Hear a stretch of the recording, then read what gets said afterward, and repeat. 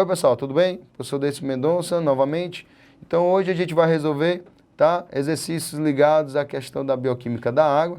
Então a gente vai resolver algumas questões aí, tá? Então no slide aí a gente já vai ter a primeira questão, onde a primeira questão de Enem, ela diz o seguinte. Segundo a Organização Mundial dos Estudos Ambientais, em 2025, 2 de cada 3 pessoas viverão situações de carência de água, caso não haja mudanças no padrão atual do consumo do produto. Bom, então aqui nós temos uma questão que envolve a questão da problemática futura que nós teremos com a água, né? Pelo menos é uma previsão. Baseado nessa ideia, uma alternativa adequada e inviável para prevenir a escassez, considerando-se a disponibilidade global, seria. Então, lembrando que sobre a questão da disponibilidade global, nós sabemos que essa disponibilidade ela não é igual, né? Nós, em termos de água doce, né, que em torno de menos de 3%, né, em torno de 3% do nosso água de todo o planeta, dentro desses 3%, o nosso país vai estar contido em torno de 15% a 20% dessa água. E essa água não é tão bem distribuída no planeta. Então, sabendo disso, nós temos uma diversidade de problemas, né, se a gente for ver a conjuntura da questão da distribuição da água. Então, a gente vai olhar aquela alternativa que ela melhor utiliza o bom senso no sentido de que seria uma melhor ação para o consumo da água, já que a gente não pode deixar de consumir água, tá? E a água nós precisamos preservar a questão, principalmente sobre a questão da potabilidade da água, que é o que é útil para nós, seres humanos, e para alguns animais também, claro. Então, a primeira resposta aí, né? Letra A, desenvolver processo de reutilização da água. Letra B, explorar leitos de água subterrânea. C, ampliar a oferta de água, captando de outros rios. Captar águas fluviais e importar água doce de outros estados. Primeiramente, essa questão de desenvolver processo de reutilização da água, reutilização quer dizer usar a água novamente, ou seja, você sempre está aproveitando a mesma água que uma determinada amostra da população esteja utilizando. Então isso aí é interessante, tá certo? Então isso poderia ser a resposta correta. Mas vamos ver aqui as outras. Explorar leitos de água subterrânea. Se eu não trato a minha água, mas eu vou buscar atrás de outra água, eu vou contaminar, eu vou sujar, eu vou deixá-la não potável novamente. Então ela não é uma boa alternativa. Ampliar a oferta de água captando de outros rios. Detalhe, os rios também vão secando, os rios vão acabando, dependendo da demanda do seu consumo. Então isso aí poderia simplesmente fazer o esgotamento de alguns rios. Captar águas fluviais, né? A questão de pluviais, questão de chuvas, enfim. Beleza, é importante. Mas, por exemplo, nós temos um sistema de captação de água que são chamados reservatórios. E os reservatórios, eles não coletam água de várias regiões, eles só coletam aquela água que chove nas regiões onde se encontram os mesmos reservatórios. Então, não é um método também tão eficiente.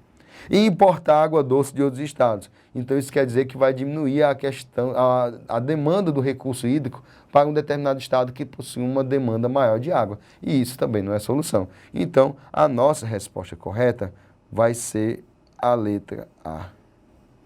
Tá certo? Então, melhor resposta, letra A. Próxima questão. A próxima questão diz o seguinte. A possível escassez da água é uma das maiores preocupações da atualidade, considerada por alguns especialistas como um desafio maior do novo século.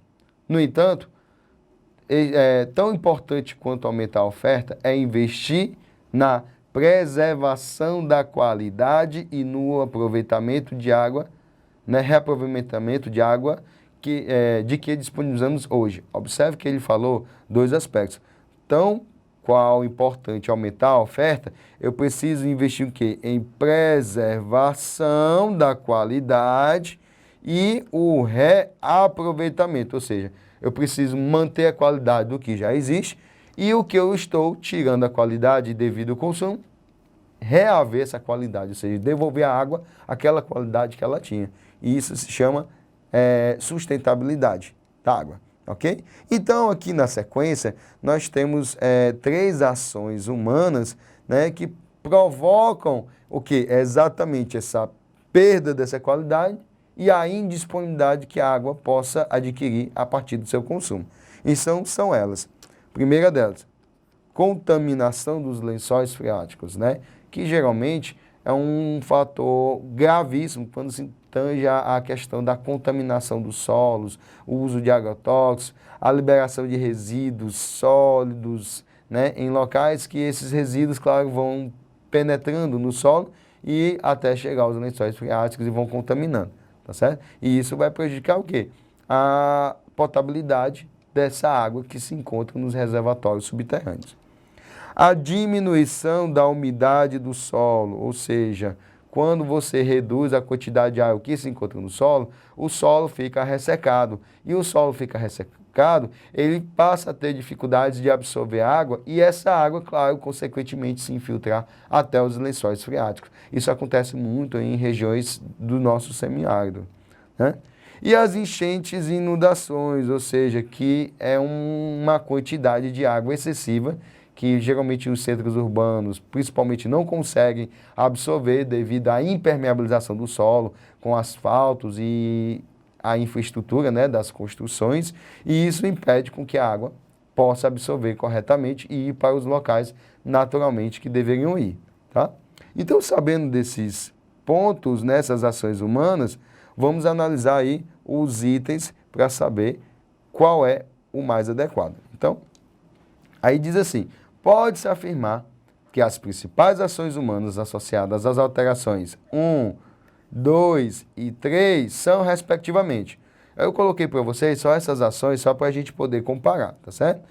Então, nós temos aí na letra A, uso de fertilizantes e aterros sanitários. Pode ser um fator que, nesta ordem, ajuda na contaminação dos lençóis freáticos. Beleza. Lançamento de gases poluentes. Pessoal, gás poluente vai para a atmosfera. Ele vai prejudicar a umidade que está na atmosfera e não diretamente no solo. Então, a gente já sabe que essa resposta não é correta. Tá certo? Letra B. Lançamentos de gases poluentes.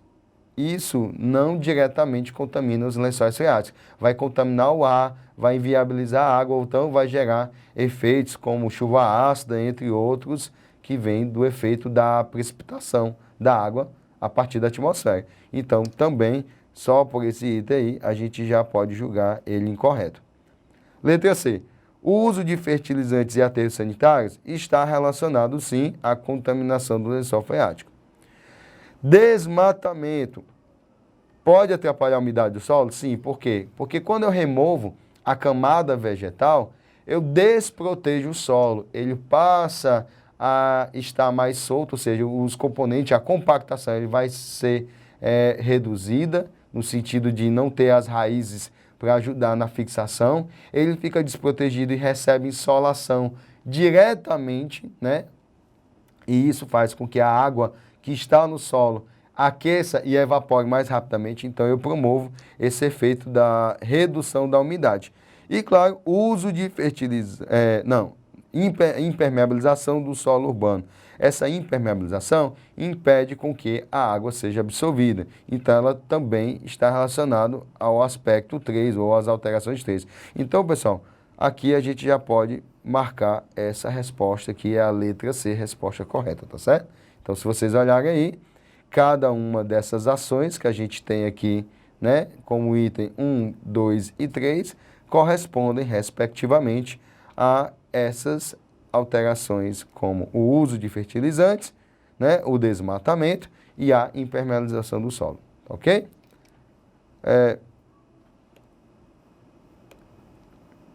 Bom, pessoal, então, com esses 2 exercícios, né, que são de Enems passados, a gente pôde observar que não só basta a gente saber a questão do conhecimento sobre a água, mas eu preciso também compreender qual é a importância desse elemento para a natureza, qual a importância desse elemento para a interação natureza, né, em geral, os fatores do ambiente com os seres vivos e, claro, a questão ambiental. A questão ambiental é um dos pontos essenciais a serem utilizados pelo Enem. Por quê? Porque envolve a questão de atualidades, envolve a questão da problemática social, a questão da falta d'água e, claro, não tenha dúvida que sempre este é um assunto de grande potencial que pode ser explorado no nosso Exame Nacional do Ensino Médio, tá certo? Então, a gente finaliza aqui. Eu desejo para vocês bons estudos, mantenham firme sempre na perspectiva, tá? da programação do estudo de vocês, organizem horários respectivos de acordo com as suas necessidades, formem planos, né, estratégicos para cada dificuldade que você tem dentro das áreas em geral. E, claro, eu desejo bons estudos, né, e até a próxima.